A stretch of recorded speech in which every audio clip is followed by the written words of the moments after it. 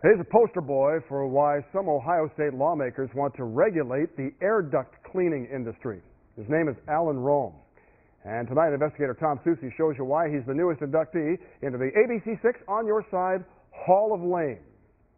You've had complaints against those companies, every one of those companies, with the Better Business Bureau and the State Attorney General's office. Correct.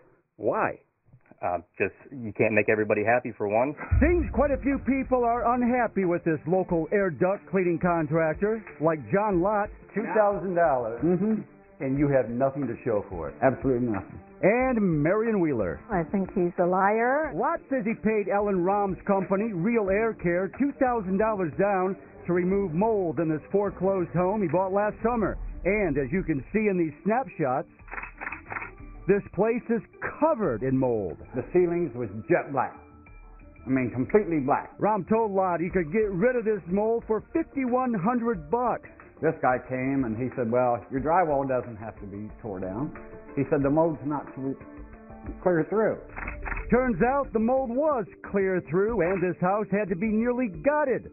Lott says Rom never started the job and hired somebody else to do the work. No, he didn't do a thing. I really don't know what they did. Marion Wheeler says she hired Rom's company, Rom Air Care, to clean her air ducts. I thought maybe there's some dust in there or something that needed to be cleaned. What Wheeler figured would cost a few $100 spiral into an $800 tab. They were down here and he said, oh, you have mold in your ducts. I don't know if he meant this one or... Rom charged $400 to clean the air duct system, plus another 4 bills for this UV lamp Rom claims kills mold.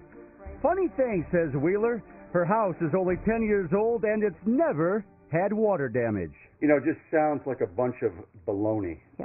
doesn't it? I did a little nosing around on Mr. Rom, and let me tell you, there's no shortage of dirt on this air duct guy. Do you want to be living in mold? Over the past few years, he's owned or been associated with no fewer than 5 air duct cleaning companies: A&M Restoration, Fresh Air Care, Real Air Care, Rom Air Care, and Freedom Air. On top of that, customer complaints are filed with the Better Business Bureau and Ohio State Attorney General's office against every one of those companies. How you doing? Made it. We called Alan Rom to this house in Granville to give us an estimate to clean our air ducts. Well, we'll start right at your furnace, get your inspection done for you there. What he didn't know is I was lying in wait with cameras rolling. How's it going? Good. I asked Rom about John Lott's job. What did you do for that $2,000?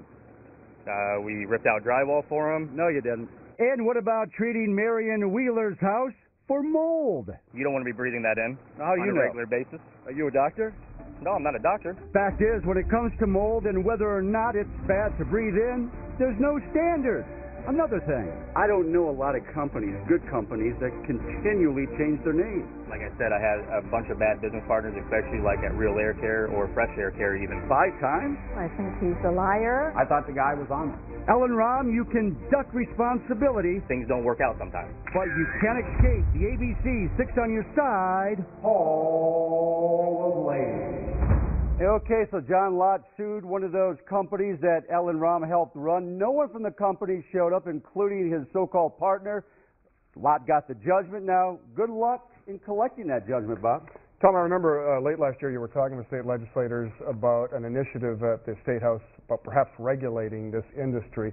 Remind us about what was said and where are the initiatives at right now? Oh, absolutely. State Senator Kevin Bacon put together a package. He wants to regulate this unregulated business. It needs to be regulated. Now it's up to the House to decide.